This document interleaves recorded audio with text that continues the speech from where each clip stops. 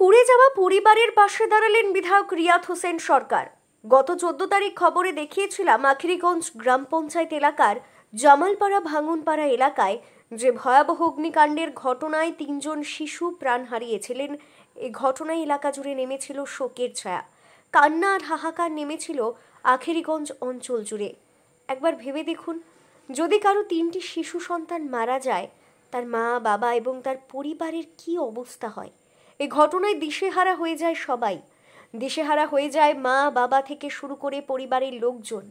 সেই অসহায় পরিবারের পাশে দাঁড়ালেন বিধায়ক রিয়াদ হোসেন সরকার। জানিয়ে রাখি আপনাদের, গত 13ই সেপ্টেম্বর রাত্রি আনুমানিক প্রায় 11:30টায় ভয়াবহ অগ্নিসংযোগ হয়েছিল সায়ন আলী এবং নজরুল আলীর বাড়িতে। তাদের বাড়ির সমস্ত জিনিসপত্র পুড়ে ছাই হয়ে গিয়েছিল। প্রাণ গেছিল 3 জন তরতাজা মাসুম শিশুর। 3 জনই ছিল সায়ন আলীর সন্তান। সাহিল আলী, আদিল আলী, দুজনের বয়স 9 বছর। তারা দুজনেই যাওয়া ভাই এবং একমাত্র কন্যা খাদিজা খাতুন, তার বয়স 7 বছর। 3 শিশুই পুড়ে নিহত হয়েছিল। সেদিনও খবর পাওয়া মাত্রই ছুটে এসেছিলেন বিধায়ক রিয়াদ হোসেন সরকার।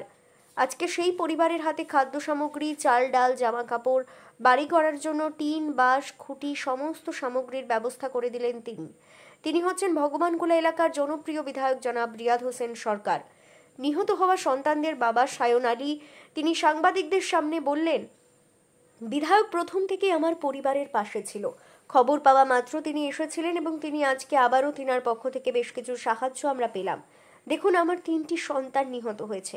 আমাকে যদি সবকিছু দিয়ে দেন, তবুও আমার ক্ষতিপূরণ হবে না।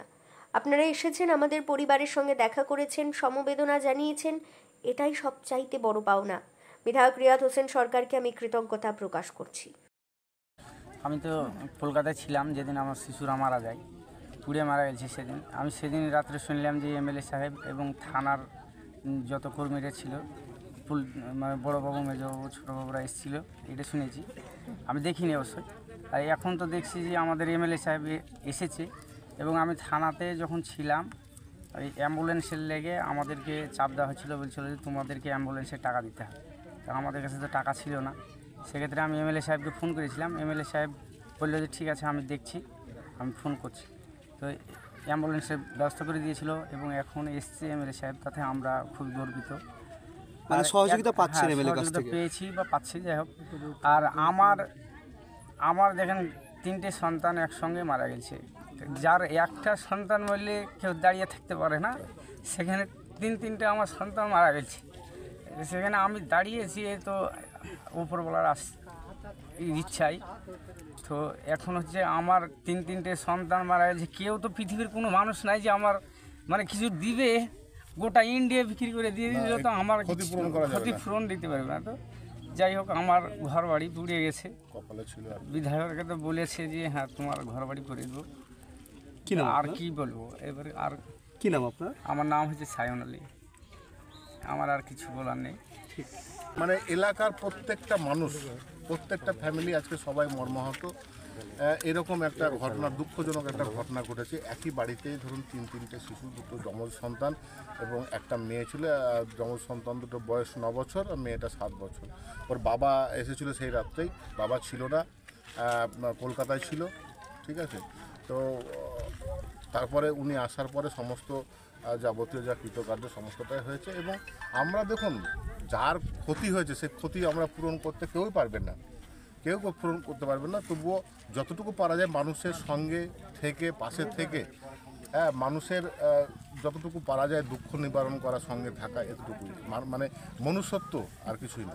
আগামী দিনে কি তাহলে কি ওনাকে সরকারি সহযোগিতা পাইয়ে দেওয়া? দেখুন, এই ব্যাপারে বিডিও সাহেবের সঙ্গে কথা হয়েছে, আধিকারিকদের ডিএম সাহেবের সঙ্গে কথা হয়েছে, এসডিও সাহেবের সঙ্গে কথা হয়েছে, ওনাকেও আমি বললাম এবার যতটা পারা যায় আর কি, যে আর্থিক সহযোগিতার যে ব্যাপারটা সরকার যেভাবে পাশে দাঁড়ায় আর কি, মানবিক সরকার আমাদের মুখ্যমন্ত্রী মমতা ব্যানার্জি আছেন, প্রত্যেকটা মানুষের জন্য উনি ভাবেন।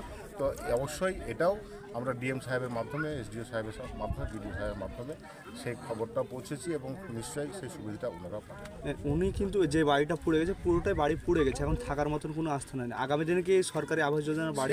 সেটাও আমরা আধিকারিকদেরকে আমরা জানিয়েছি এবং আবারও আজকে যেহেতু ছুটি, কালকের থেকে আবার ওদের কথাবার্তা বলবো ডিএম সাহেবের সঙ্গে, যাতে বাড়ির ব্যবস্থা করা যায়, সেটাও ব্যবস্থা করা যায়। সেদিনও বিধায়ক এসেছিলেন এবং আজও খোঁজ নিতে এলো, কি বলবেন বিধায়কের সম্বন্ধে? কি বলবো, আমরা দেখতে পাচ্ছি যথেষ্ট এমএলএ সাহেবরা হেল্প করছে এবং থানার কর্মীরা এসে লাশ উঠিয়ে নিয়ে গেছে, যথেষ্ট এরা হেল্প করছে।